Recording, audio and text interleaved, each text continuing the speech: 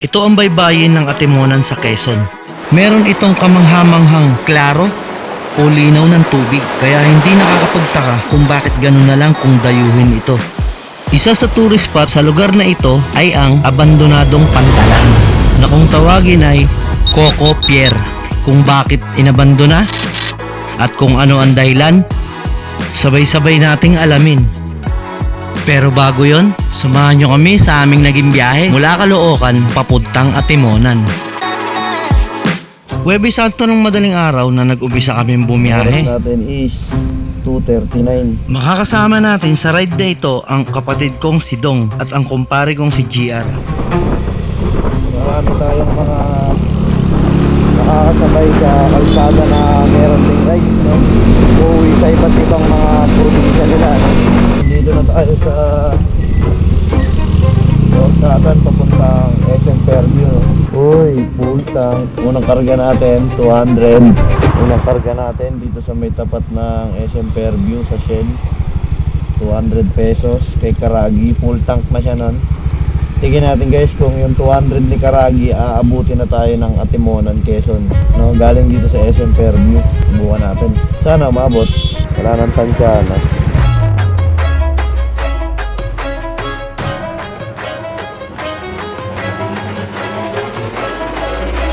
Nang makarating sa Marikina ay smooth lang ang naging biyahe. Maganda ang pacing, wala naman naging problema, wala rin masyadong traffic dahil maaga pa talaga. Kaya magandang samantalahin ng mga oras na ito upang makalayo ka ng husto at di ka masyadong abutan ng liwanag.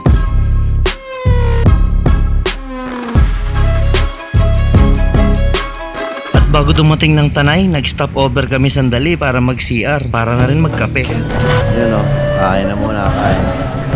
Food trip na muna. Yung isa sa loob, bumabakbak pa yun, no? Kaya bakbak pa rin ito yung ano, yung pintuan ng bukasan ng ano, siopaw. Wala tayo guys. Halos nagpakita na ang haring araw nang marating namin ang windmill sa Pililya.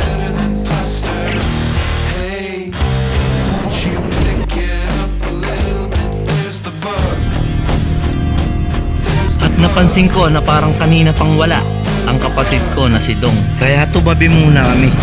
Wala sa mahabang taon, wala na yun. Tawagan natin na.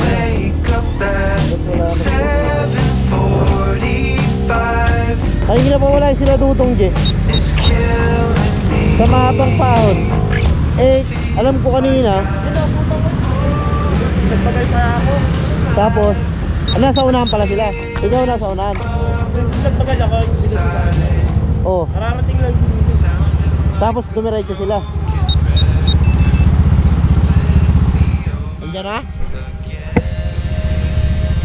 Kanina ba doon, hindi ko na nakita yun, sa paahon pa lang yung mahaba yung paliko-liko. Bago tayo mag-windmill. Ha? Ang tagal nyo. Ang lambot ng gulong ko sa likod, no?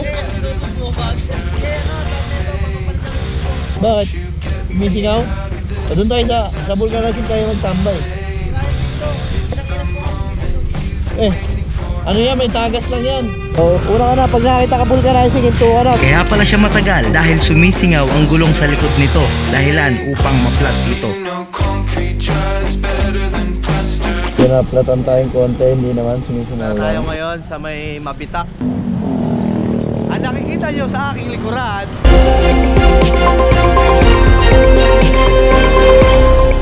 dito tayo ngayon sa may Mabitak, Laguna. Ang nakikita nyo sa aking likuran ay mga papuntang Bicol. O si Kuya George, ito paparating. Ang lagay ng traffic ko. Ito ang lagay ng traffic ko dito ngayon sa Mabitak, Laguna.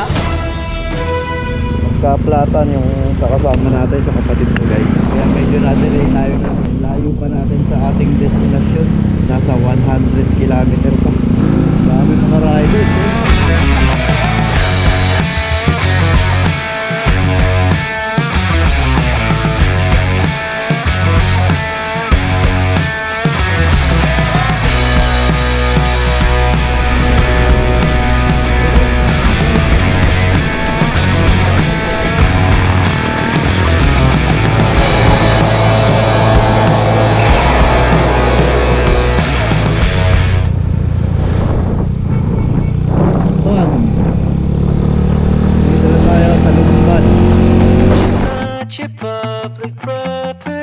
she's just a girl. She lost her way, although she stays, she's never yours. She doesn't breathe, she doesn't leave when she's with you. She scratches red and cuts too deep, there's nothing left to do. The world inside she sees is all in black, trapped inside a ball. The world inside she sees is always gray.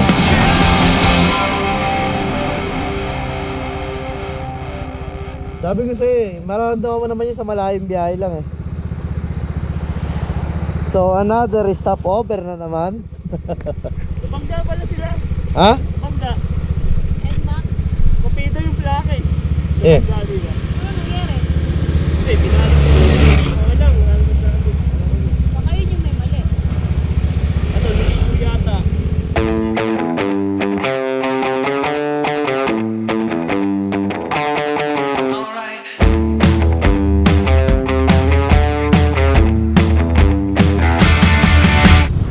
Ah, diretso tayo. Pilo-pilo. Ito lang yata gas dito sa loob ng bundok eh. Yeah, ito lang yata gas dito sa loob ng bundok eh. Puta kayo, napakaraming nagpapagas oh. Tayo sa may Lukban, Town Proper, Sampaloc. Tapos sa may Nesus, dito pala diretso. Galing tayo rito. Medyo puyat na tayo guys, no? Pinabutan na tayo ng sikat ng araw. Dito tayo sa Lukban, no? Tikman natin yung pansit nila, yung matindi, no? Ang dami bumibili, nakakatawag ng pansin eh. Tapos yung Petron doon, ayun, nakikita yung Petron gasoline station. Napakahaba ng pila, sobrang dami nagkakarga. Parang sila lang yung gasolinahan dito sa gitna ng kabundukan, no? Ay, hindi naman gitna ng kabundukan, syudad na to, pero napapalibutan siya ng bundok.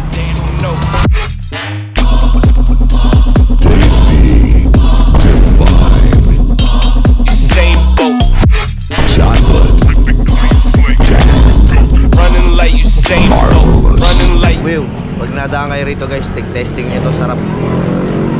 Sarap na lasa, kain mo na ako.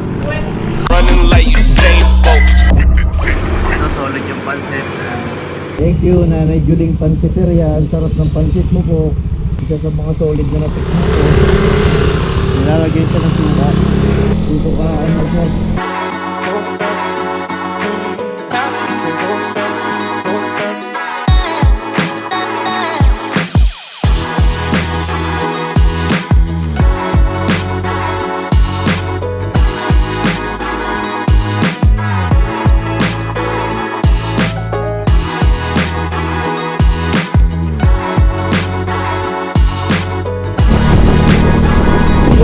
Meron kanto doon sa nalikuan namin. May namamara na parang tatanungin kung saan ka dadaan. Tapos papashortcutting ka nila rito. Tani ka lang ako dito sa kabila. Kasi nakita ko rin sa kabila, para siyang mga langgam. Dami talaga sa sakit, traffic. At eto na nga. Kita na nga. Kita na nga. Traffic. Tanaw na. Pero ang galing lang, ang ganda, ang dami nag-a-assist. Daming nag-a-assist na. Bakit po kayo dyan? Sa shortcutan, mga nag-alilakad sa mga simbahan nga pala, no? Dati nung dito, mahilig din ako mag-alilakad. So, madalas talaga, lagi. Nilalakad din sa amin siguro mga 10 kilometer ba yun, 15 mga ganun.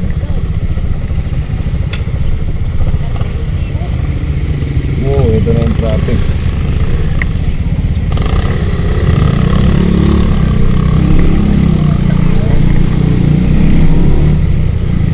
Oh, traffic nga yung nilabasan natin, parehas na.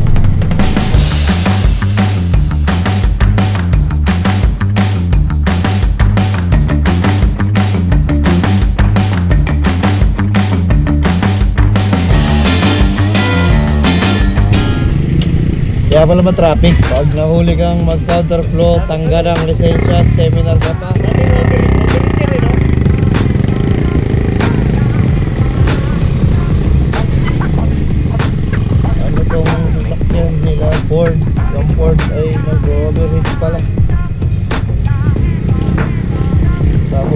daming nagpapahinga. Bakit kaya ang init kasi?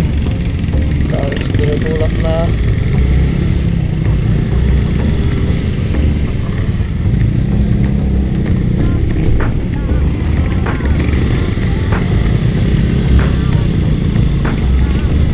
Kaya pala sumisenyas yung mga pulis sa baba na pumasok sa loob ng linya dahil may LTO pala rito ng aabang.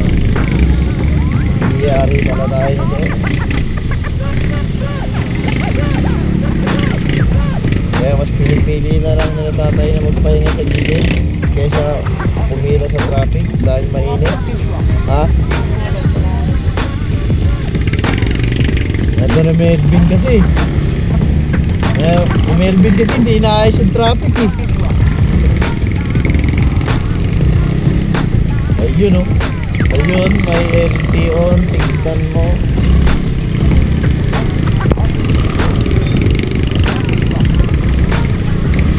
Nakaplos niya yung dala-dala niyang ticket papuntang ibang bansa.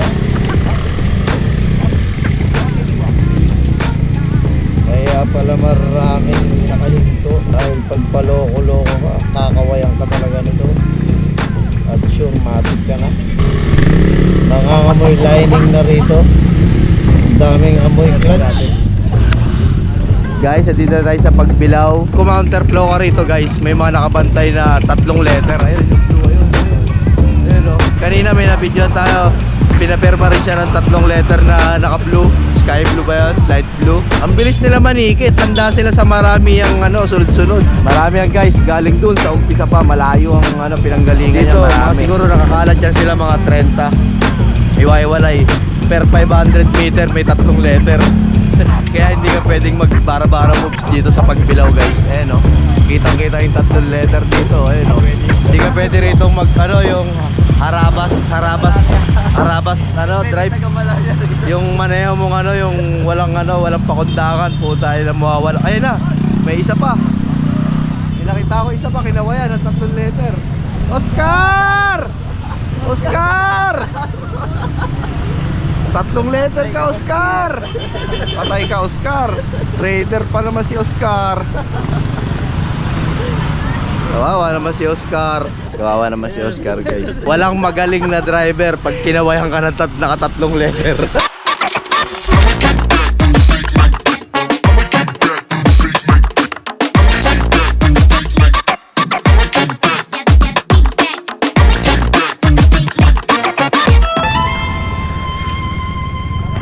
Pagdating sa kantong ito na paahon ng zigzag road ay muling naging presko ang simoy ng hangin dahil napakaraming puno. Ito na pala ang papunta sa Bitukang Manok. First time ko ritong makarating kaya nag-enjoy talaga ako sa daanang ito.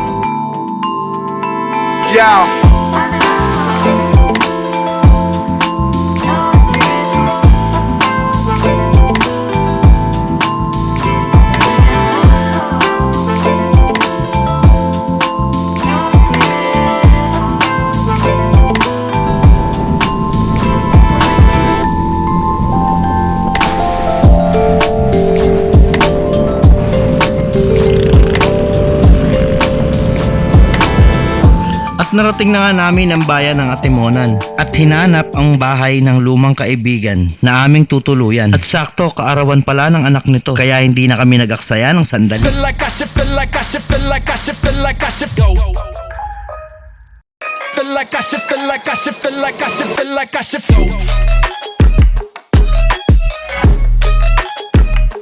Feel like I should go.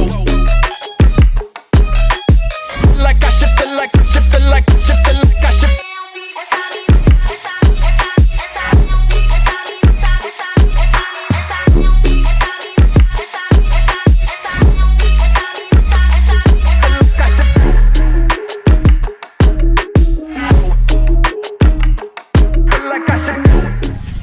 So, tingnan natin yung dagat dito sa ano, sa Atimonan, Quezon. Ang ganda ng dagat nila, hindi maalon. Nice one. Hindi maalon yung dagat nila. Napaka-angas. Oh, simple lang oh. Umabot dito yung tubig. Hello.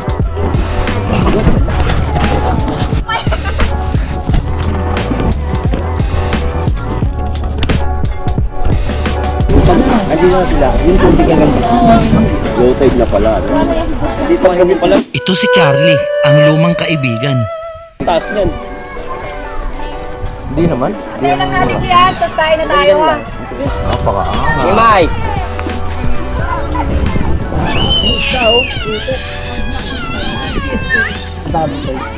Ano sinasabi nyung ano? Bagets-bagets ha? Hindi, na lang ako. Sabi ni Bitoy, nandito na ako sa kabilang Easter, nagtatampo. Tatumpo. Grabe yung tampo eh. Umuwi ka mag-isa mo. Di ba, konting kembot lang sa dagat. Kaya pag nakapagpatayo kami doon, makaka-uwi kayo. Libre dagat. Bubuwa lang. Oh, lang.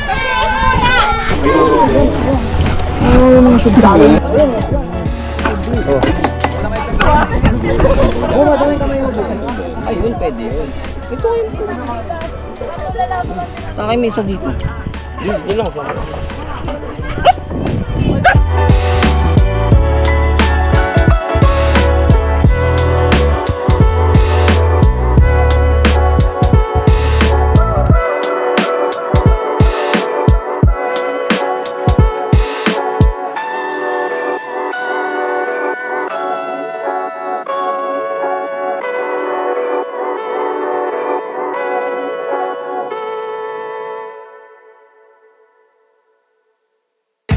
Kanina pa to rito, tingnan mo. Winchester pa rin. Naka-medyas pa rin. Sukles, ayun na. Binata nga pala yan si Bitoy. Nga pala si Bitoy, binata. Mataas tumalon, malalim bumaon.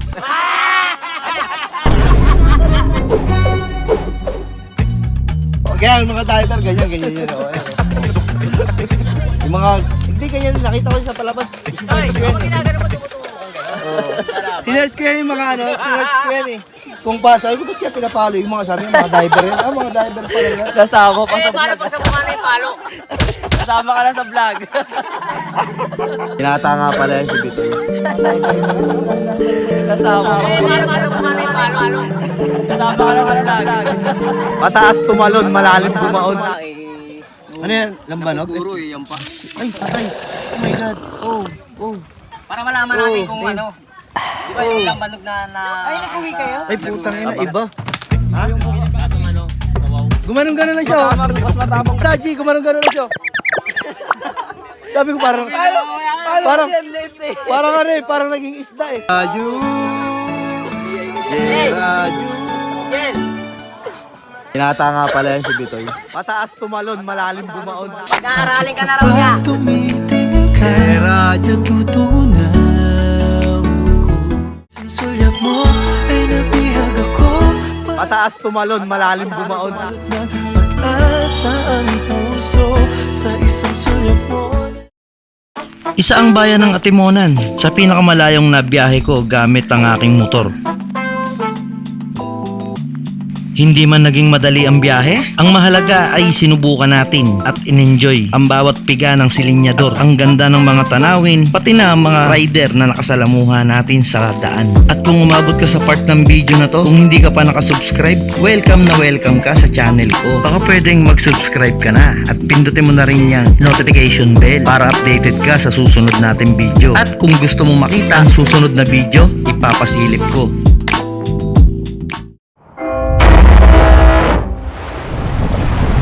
Parang port nga siya tayo ng langis. Aalamin natin kung bakit isinara ang Coco Pier. Sila tatanong, kalakaan yung malalim yung tubig.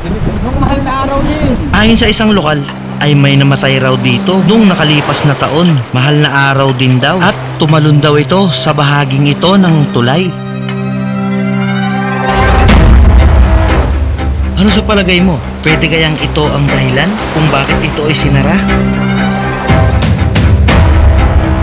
O baka may mas malalim pang dahilan? Kung ano man ang dahilan, sabay-sabay nating alamin.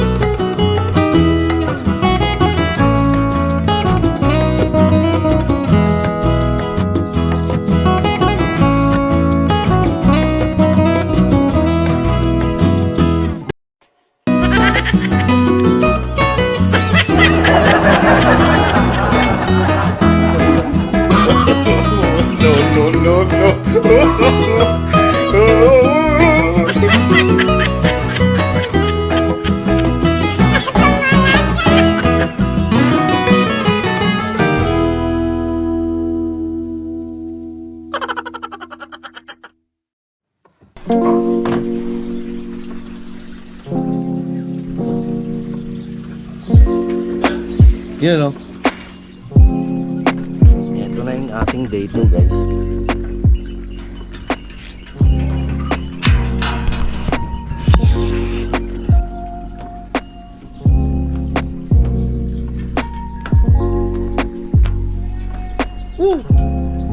Ganda ng view. Sa likod mo guys, kagubatan.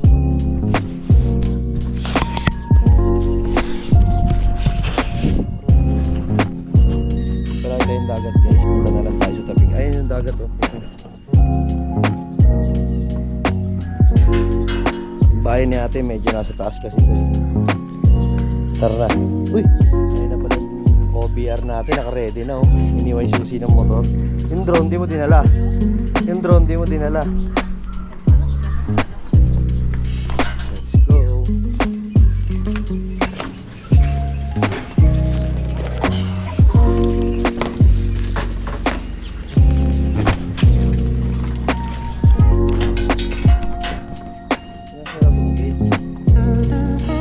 Parating guys ng Quezon. Parating tayo ng Quezon. Gamit natin itong si old Yamaha, si Karagi. Ayan. Kasama natin yung dalawang Mio, yun sa kapatid ko. Ito, tapos kay paring GR yan. Tapos tumuloy tayo dito sa The Mansion kay Madam. Nakalimutan ko yung pangalan. Madam na mabait. Ang pangalan ni ate?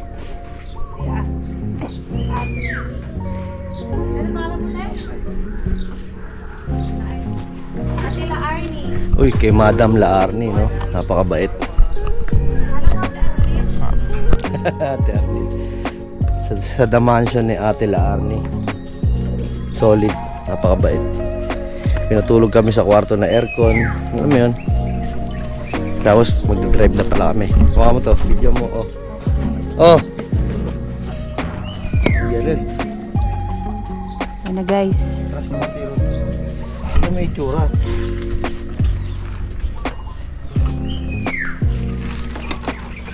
Ito yung gamit namin guys. Napunta ng Quezon, no? Karagis. Pagka ayaw mong manakaw yung motor mo, gawin mo ditanggal yung sipaan. Tapos hindi ko muna push button. No? Kakabit mo lang ganyan. May sipa.